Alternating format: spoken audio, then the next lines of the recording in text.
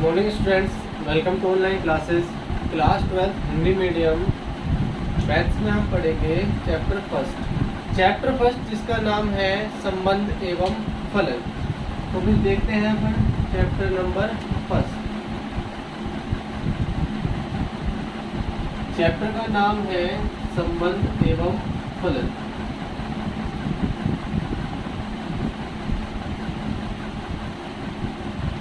Class 11th में हम पढ़ चुके हैं संबंध एवं फलन की संबंध होता क्या है। सबसे पहले बात करते हैं हम संबंध।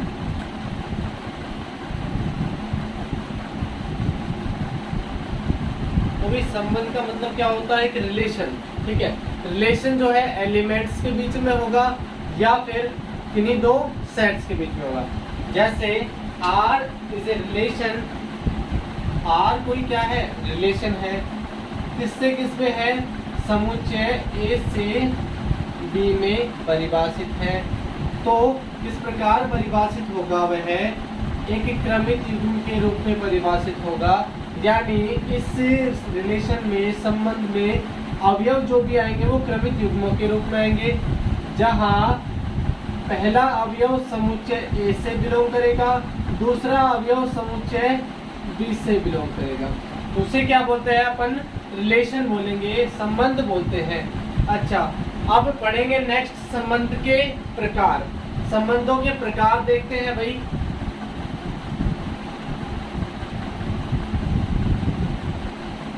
संबंध के प्रकार, संबंध के प्रकार में नंबर 1 पर आता है रिक्त संबंध।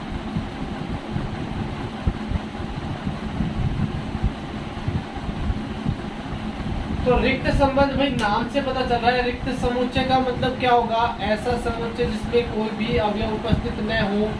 रिक्त संबंध का मतलब ऐसा संबंध जिसमें कोई भी अवयव उपस्थित न हो। जैसे R एक संबंध है जो कि क्या है, रिक्त है, यानी इसमें कोई भी अवयव उपस्थित नहीं है, तो यह क्या कहलाएगा, रिक्त संबंध कहलाएगा। जैसे एग्जाम्पल देखते हैं भाई इसका। R जो है वो इस प्रकार परिभाषित है, क्या, AB such that A minus B is equal to 10, यानी A और B का अंतर कितना है, 10 है, ठीक है। समुच्चय A बराबर क्या हो गया हमारे पास, 1 2,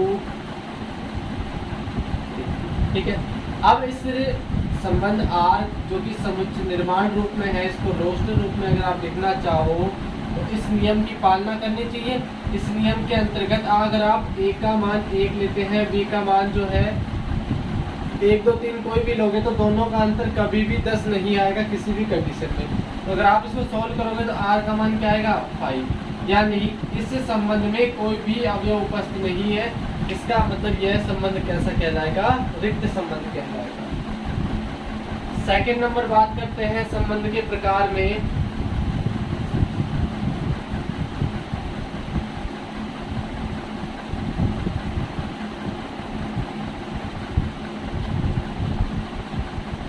नंबर 2 पे है भाई सार्वत्रिक संबंध।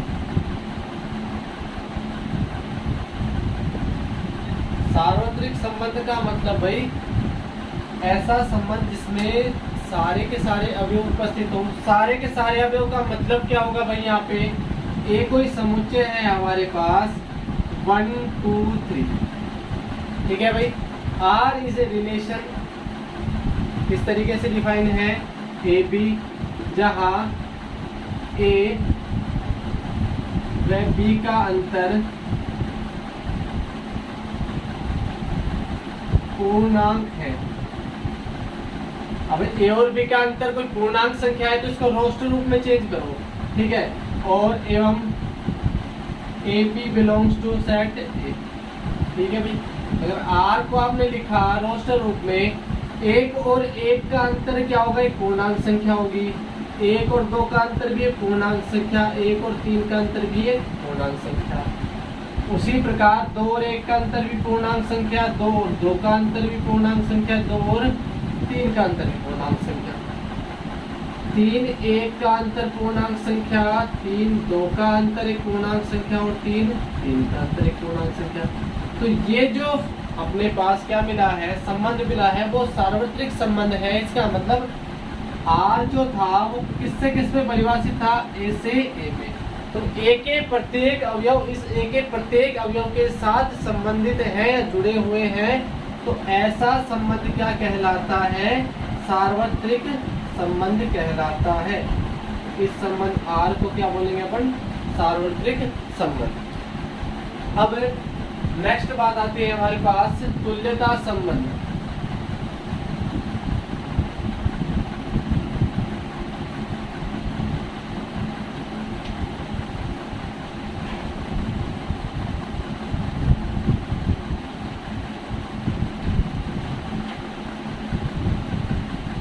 नेक्स्ट है भाई नंबर 3,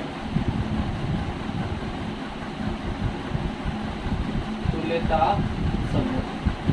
अब तुल्यता संबंध के लिए 3 जो है वो संबंध परिभाषित होने चाहिए। 3 संबंध कौन कौन से आएंगे वो, उसमें नंबर 1 आता है हमारे पास स्वतुल्य। स्वतुल्य का मतलब क्या होगा, भी नाम से देखेंगे। स्वतुल्य मतलब खुद की खुद से तुलना। तब एक संबंध R है, ठीक है, R जो है वो A से, ये लगा लो आप, B में परिभाषित है, ठीक है भाई। अच्छा, प्रत्येक सभी जो है एलिमेंट किसके आएंगे, समुच्चय A के, ठीक है, बिलोंग कर रहे हैं किसमें, A में। सभी A के एलिमेंट के लिए खुद का खुद के साथ रिलेशन जो है वो R में बिलोंग करना चाहिए।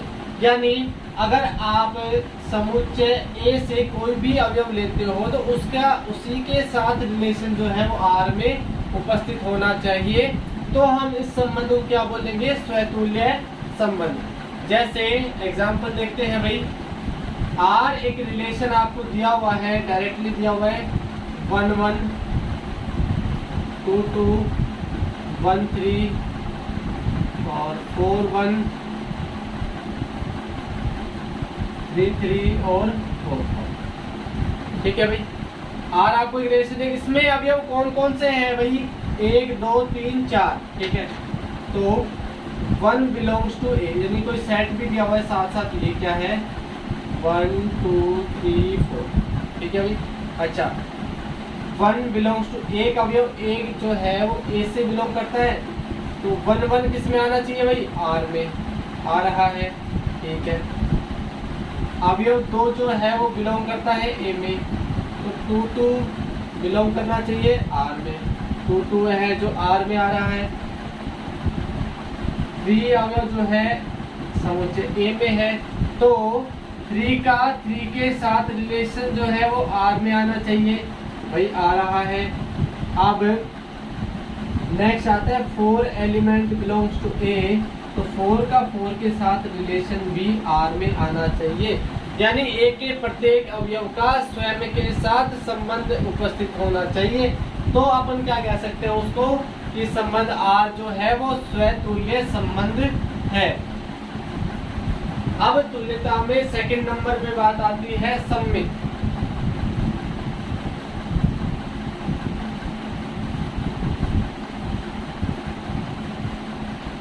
सेकंड नंबर पे बात आती है भाई सममित।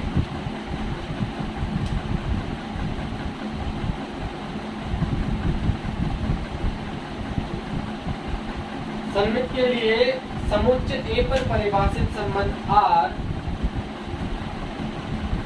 एक R संबंध परिभाषित है, किस पर, समुच्चय A पर परिभाषित संबंध R जो है वो सममित कब कहलाएगा। मान लिया A के कोई 2 अवयव ले लिए अपन ने, माना A और B बिलोंग्स टू A, 2 अवयव मान लिए इसके। इन 2 अवयव के लिए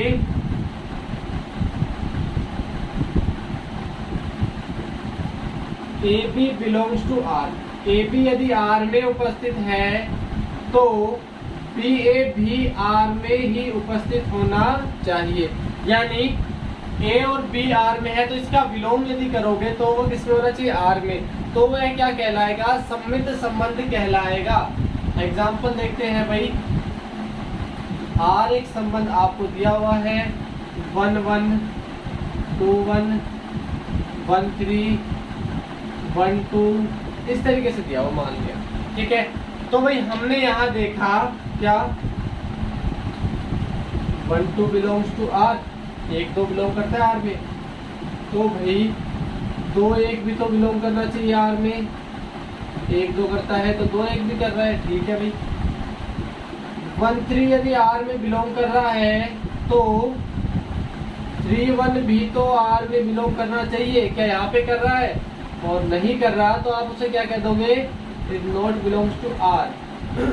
इसका मतलब कि यह सममित नहीं है, हम कह देंगे कि संबंध आर जो है वो सममित नहीं है, क्योंकि प्रत्येक अवयव के लिए वो क्या होना चाहिए, सममित होना चाहिए। नेक्स्ट देखते हैं भाई संक्रामक।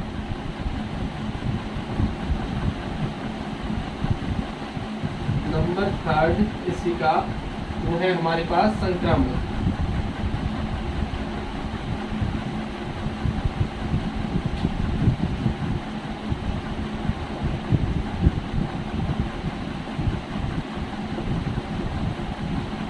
संक्रामक में क्या होगा भाई, एक संबंध आर जो है वो ए से ए में परिभाषित है, ठीक है भाई।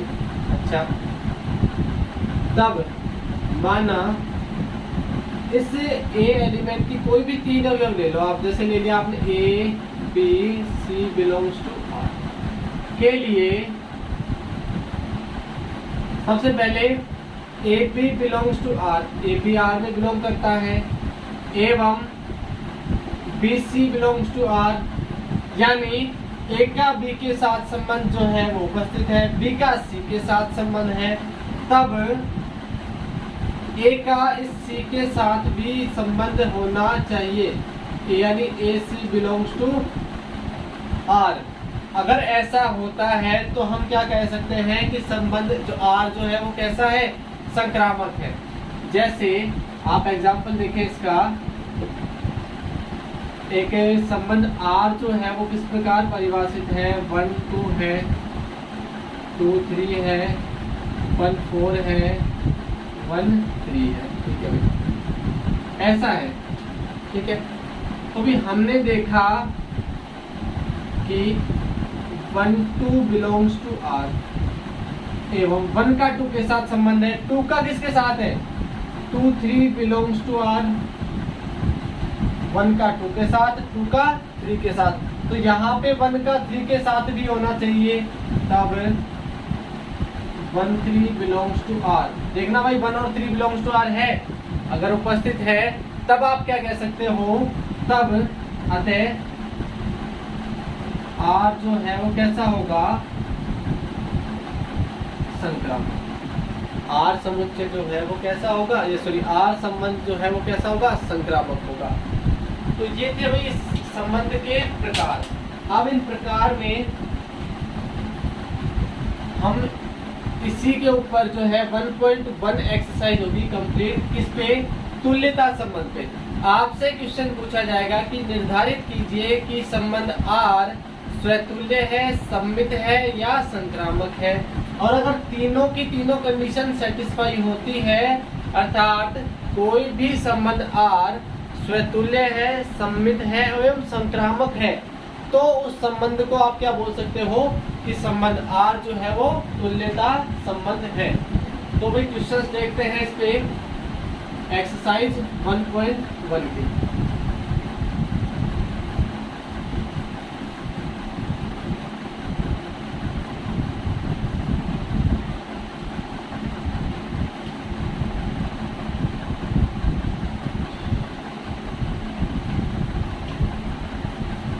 क्वेश्चन नंबर फर्स्ट है हमारे पास, एक समुच्चय ए दिया हुआ है किस प्रकार, 1 2 3 से लगाकर 14 तक, ठीक है।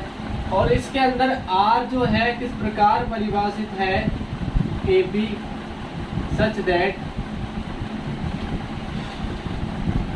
X y such that 3x minus y बराबर 0 एवं x y belongs to set A. Class 11th का यही फर्स्ट क्वेश्चन है हमारे पास। क्या इस समुच्चय को रोस्टर रूप में लिखना है। ठीक है, अब रोस्टर रूप में सबसे पहले हमें भी क्या करना है, इसको रोस्टर रूप में चेंज करना है। रोस्टर रूप में चेंज करने के लिए क्या करोगे भैया आप, 3x माइनस वाई बराबर 0, यहाँ से हमें क्या मिला, y बराबर 3x मिल गया। यानी आप x के मान रखते जाओ, y के मान आते जाएंगे। तो भी आपने सबसे पहले रखा है x बराबर 1, जो कि किस में बिलोंग करता है, a में बिलोंग करता है। तो लिखा y बराबर कितना आएगा, 3 इंटू 1 इज इक्वल टू 3। 3 जो है इस सेट a में बिलोंग कर रहा है और इस a में बिलोंग कर रहा है, तब हम क्या कह सकते हैं कि 1 3 बिलोंग्स टू। ठीक है भाई, x बराबर 2 ले लिया आपने, जो कि a में बिलोंग करता है। y बराबर क्या आएगा, 3 2 6, जो कि समुच्चय a में उपस्थित है। तो दूसरा क्रमिक युग्म आया अपने पास 2 6, संबंध r में उपस्थित होगा। x बराबर 3 ले लिया आपने, जो कि समुच्चय a से आएगा। तो y बराबर 3 इंटू 3 बराबर हो गया 9, बिलोंग्स टू r, समुच्चय a में उपस्थित है 9। ठीक है भाई, तीसरा क्रमिक युग्म आ गया अपने पास 3 और ये 9, बिलोंग्स टू r। x बराबर 4 लेते हैं, जो कि समुच्चय a में उपस्थित है। तो y बराबर आ गया अपने पास 3 4 किसमें उपस्थित है भाई, 14 तक अवयव है तो 12 इसमें है आराम से। तो 4 और 12 बिलोंग्स टू। ठीक है भाई,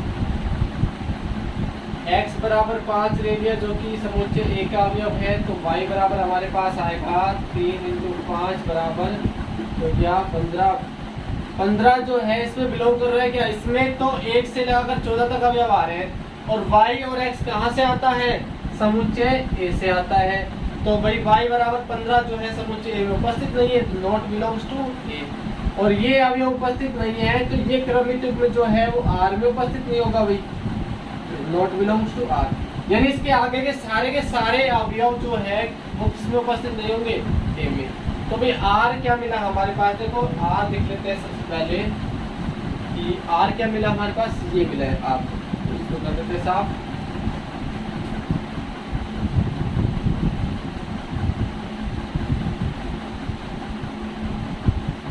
संबंध r बराबर मिल गया क्या, 1 3 2 6 3 9 और 4 12 मिल गया।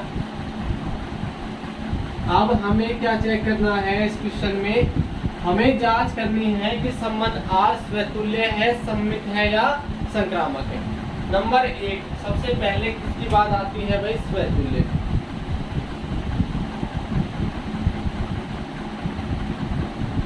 स्वतुल्य के लिए मैंने बताया था इस समुच्चय के जितने भी अवयव है उसका स्वयं के साथ रिलेशन उपस्थित होना चाहिए। यानी 1 belongs to a but 1 1 belongs to r। क्या 1 1 इसमें उपस्थित है भाई, मुझे तो कहीं नहीं दिख रहा 1 1 नहीं दिख रहा, इसका मतलब नॉट बिलोंग्स टू r। इसी प्रकार भाई आप सारे अवयव देखते हो किसका खुद के साथ रिलेशन नहीं है। इसी प्रकार प्रत्येक a बिलोंग्स टू a के लिए, यानी एक समुच्चय a के सारे अवयव के लिए a is not belongs to r, नहीं है उपस्थित स्वयं का स्वयं के साथ रिलेशन, तब r स्वतुल्य नहीं है, r स्वतुल्य नहीं होगा। ठीक है भाई, नेक्स्ट बात आती है किसकी, सममित की। सममित देखते हैं भाई।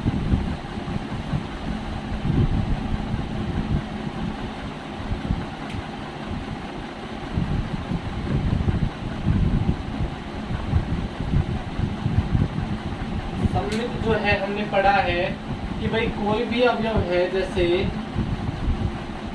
1 3 इस R में बिलोंग कर रहा है, 1 3 करंट के R में बिलोंग कर रहा है, तो भाई 3 1 भी तो R में बिलोंग करना चाहिए। मिल रहा है क्या भाई? 3 1 नहीं है, क्या है 3 9। इसका मतलब 3 1 is not equal to R। सारे अवयव लिख सकते हो आप क्योंकि बहुत कम है यहाँ पे। 2 6 बिलोंग्स टू R, लेकिन 6 2 is not belongs to R। भाई 6 2 तो उपस्थित नहीं है, ठीक है। नेक्स्ट 3 9 बिलोंग्स टू R, 3 9 इसमें R में उपस्थित है, लेकिन 9 3 is not belongs to R। Next 4 12 belongs to R, लेकिन 12 4 इज नॉट बिलोंग्स टू। यानी हम क्या कह सकते हैं कि प्रत्येक A और B बिलोंग्स टू A के लिए AB बिलोंग्स टू R तो है, लेकिन BA is not belongs to R। तो मैं क्या कह सकता हूं भाई? अतः R सम्मित नहीं है। तो भाई R कैसा होगा? सम्मित नहीं होगा। अगर सम्मित होता तो हम क्या कह देते? सम्मित है, नहीं तो नहीं है। नेक्स्ट निकालते हैं इसके लिए संक्रामक।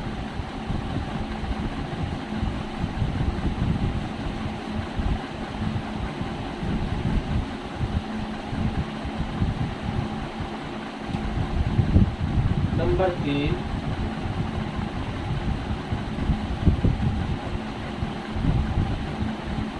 संक्रामक के लिए क्या करेंगे भाई? 1 3 बिलोंग्स टू R, 1 3 जो है R में बिलोंग कर रहा है। अब 3 का किसी के साथ रिलेशन उपस्थित है क्या? भाई उपस्थित है हमारे पास 3 का 9 के साथ। एवं 3 9 बिलोंग्स टू A का B के साथ, B का C के साथ, तो A का B C के साथ उपस्थित होना चाहिए, लेकिन 1 और 9 है क्या कहीं यहाँ पे? नहीं है। लेकिन 1 9 is not belongs to, 1 9 R में उपस्थित नहीं है। तो हम क्या कह सकते हैं कि R जो है वो क्या है? संक्रामक नहीं है। तो भाई यहाँ पे लिख देते हैं, यहाँ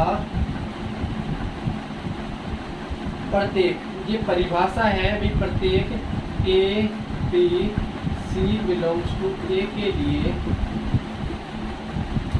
क्या AB बिलोंग्स टू R, यानी AB तो R में उपस्थित है, एवं BC belongs to R, BC भी R में उपस्थित है, लेकिन AC is not belongs to R, AC R में उपस्थित नहीं है। और उपस्थित नहीं है तब हम क्या कह सकते हैं? अतः R जो है वो कैसा नहीं है? संक्रामक भी नहीं है। यानी R जो संबंध था फर्स्ट क्वेश्चन जो था उसके लिए R ना तो स्वतुल्य है, ना ही सम्मित है, और ना ही संक्रामक है। तो भाई हमने पढ़ा, देखो सबसे पहले बात आई किसकी? संबंध की। नेक्स्ट बात हम पढ़ेंगे फलन की। सबसे पहले हमने संबंध के बारे में पढ़ा। संबंध क्या होता है? किन्हीं भी दो समुच्चय के बीच में आपसी तालमेल क्या कहलाता है? संबंध कहलाता है। अच्छा, अब तालमेल जो है किन्हीं दो समुच्चय के अंदर होगा, और समुच्चय के अंदर उपस्थित होते हैं अवयव। तो उन अवयव का आपस में क्या होगा? रिलेशन। जैसे भी अपन ने आरेख चित्र बनाया था समुच्चय A और B के बीच में, तो भाई एक संबंध R जो था A से B के बीच में उपस्थित था, ठीक है। अच्छा, इसके कोई भी अवयव जो है इसके साथ क्या कर रहे थे भाई? रिलेट कर रहे थे, ऐसे कर रहे थे, नहीं कर रहे थे। तो इसी को क्या बोलते हैं? हम संबंध बोलते हैं, रिलेशन बोलते हैं। उसके बाद हमने रिलेशन के संबंध के प्रकार देखे। संबंध के प्रकार में सबसे पहले आता है रिक्त संबंध, मतलब ऐसा संबंध जिसमें कोई भी अवयव उपस्थित न हो। उसके बाद सेकंड नंबर पे बात आती है सार्वत्रिक संबंध, यानी कोई संबंध R जो है A से B में उपस्थित, यानी A से A में उपस्थित है, तो A के प्रत्येक अवयव का संबंध A के प्रत्येक अवयव के साथ उपस्थित होना चाहिए। तो आप उसे क्या बोलते हो? ई सार्वत्रिक संबंध। नेक्स्ट बात आती है तुल्यता संबंध, जो कि हम पढ़ रहे थे तुल्यता संबंध। तुल्यता में बात आती है स्वतुल्य, सममित एवं संक्रामक की। एक्सरसाइज 1.1 के सभी क्वेश्चन किसके बेस पे होंगे? तुल्यता संबंध पे। तो फिर ये क्वेश्चन नंबर फर्स्ट था। इसी प्रकार से हमें क्या करने हैं, इसके आगे क्वेश्चन करने हैं। तो फर्स्ट के जो बचे हुए क्वेश्चन है वो आपको करने हैं, और नेक्स्ट वीडियो में हम मिलेंगे आगे के क्वेश्चंस के साथ। सो थैंक यू गाइस, और क्वेश्चन की प्रैक्टिस करेंगे। Thank you.